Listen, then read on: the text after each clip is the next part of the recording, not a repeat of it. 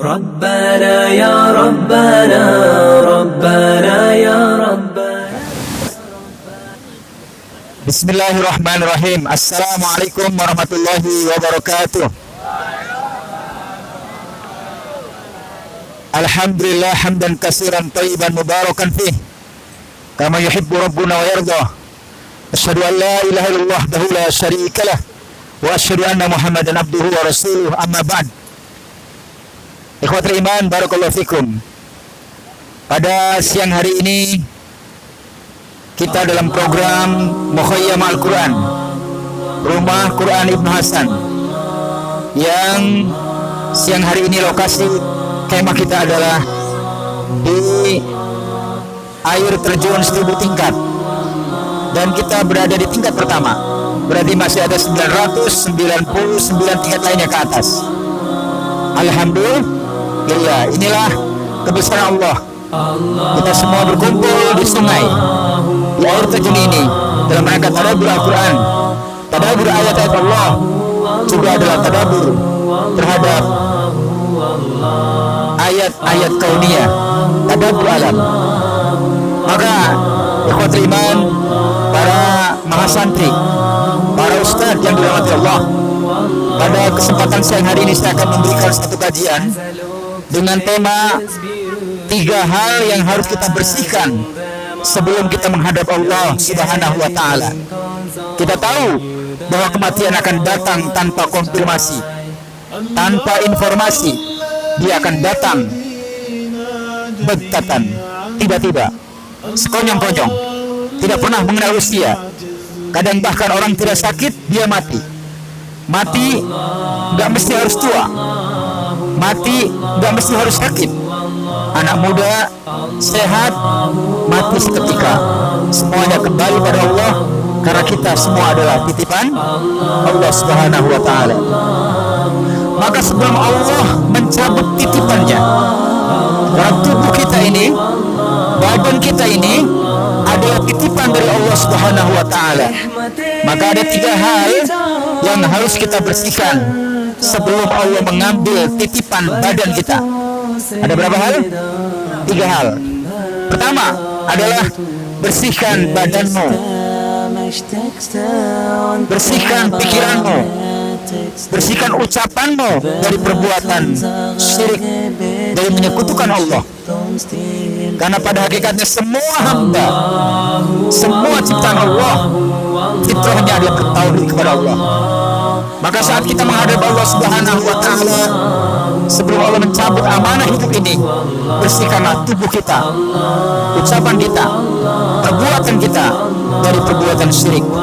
Jangan sampai kita mati dalam keadaan menyekutukan Allah. Ada syirik cinta, syirkul mahabbah, ada syirik taat, ada syirik niat, ada syirik iradah, ada syirik khafi. Maka tinggalkanlah perbuatan syirik sebelum datang pada kalian kematian. Kenapa begitu penting kita tinggalkan perbuatan syirik?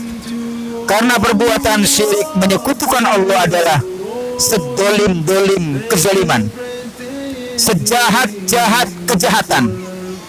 Jadi kalau ada kejahatan, maka kejahatan yang paling besar adalah kesyirikan. Kalau ada kezaliman, maka kezaliman, dosa yang paling besar adalah kesyirikan. Maka jamaah sekalian, para santri, para mahasiswa, para ustadz, dan hadirin semua yang hadir pada kesempatan kemah Al-Quran pagi hari ini atau siang hari ini, hendaklah kita mati menghadap Allah dalam keadaan meninggalkan perbuatan syirik, baik itu syirik besar maupun syirik kecil. Ini yang pertama. Kemudian yang kedua, yang harus kita bersihkan sebelum menghadap Allah adalah bersihkan dirimu dari perbuatan bid'ah, baik itu bid'ah yang bersifat akidah, etikodiah, ataupun bid'ah dalam amaliyah. Karenanya perbuatan bid'ah ini membuat pelakunya tidak akan pernah berjumpa dengan Nabi Muhammad SAW kelak di surganya, kelak di telaganya, kalau dia melakukan bid'ah kufriyah, bid'ah yang menjadikan pelakunya keluar dari Islam. Ya, ini namanya bid'ah dalam urusan akidah. Maka bid'ah dalam urusan akidah urusan ibadah tinggalkan. Ya, hendaknya kalian hidup di atas sunnah Rasulullah Muhammad sallallahu alaihi wasallam.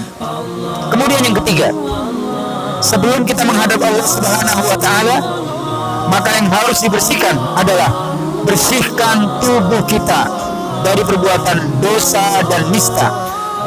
Jangan sampai kita mati dalam keadaan su'ul khotimah. Jangan sampai kita mati dalam keadaan berbuat nista. Jangan sampai kita mati dalam pelukan wanita nakal. Jangan sampai kita mati dalam keadaan sedang bermain judi. Jangan sampai kita mati dalam keadaan bergaul bebas. Jangan sampai kita mati dalam keadaan kita meninggalkan salat. Walaiyazubillah. Oleh karenanya, hadirin jamaah sekalian, para peserta mukhayyam Al-Quran, hendaklah kita bersihkan dosa. Jangan lihat kecilnya dosa, tapi lihatlah kepada siapa engkau berbuat dosa. Oleh karenanya, hal yang ketiga tadi, sebelum kita menghadap Allah, bersihkanlah tubuh kita, ucapan kita, pikiran kita, langkah-langkah kita dari perbuatan dosa. Dan kata Imam Al-Qurtubi sebagai catatan, ada dosa yang akan membawa orang pada keburukan di akhir hidupnya.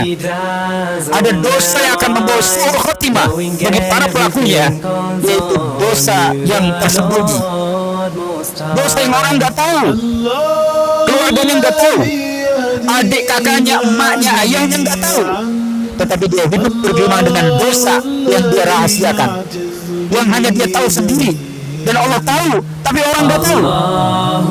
Makanya tinggalkan dosa yang tersembunyi, karena ini akan membawa pada su'ul khotimah. Jadi jelas ya, jelas ini. Ada 3 hal yang harus kita bersihkan sebelum kita menghadap Allah. 1, bersihkan diri kita dari kesyirikan. Yang kedua, bersihkan diri kita dari perbuatan bid'ah, baik kufriyah maupun amaliyah.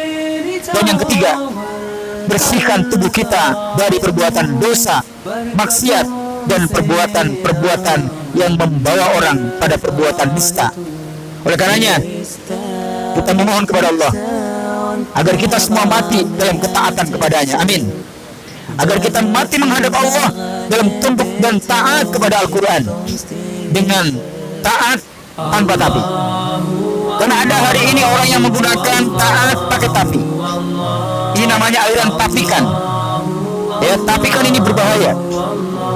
Dia tahu riba itu dosa, tapi dia punya konsep, Ustaz, saya tahu riba itu dosa, tapi kan saya butuh modal. Dia tahu bahwa menutup aurat bagi wanita itu adalah wajib, tetapi dia mengatakan tapi kan saya masih muda, tapi kan saya kerja di kantor. Dia tahu bahwa judi adalah dosa, tetapi dia gunakan tapikan. Maka tapikan sangat merusak. Oleh karenanya, jangan pakai tapikan. Kalau taat tanpa tapi, ya. Oleh karenanya, mari jamaah sekalian, kita mohon pada Allah supaya kita semua mati dalam keadaan taat pada Allah tanpa tapi. Sami'na wa ata'na. Demikian kajian kita pada siang hari ini, singkat, padat, mudah-mudahan menjadi perhatian buat seluruhnya. Dan saya ucapkan selamat melaksanakan kegiatan camping Al-Quran.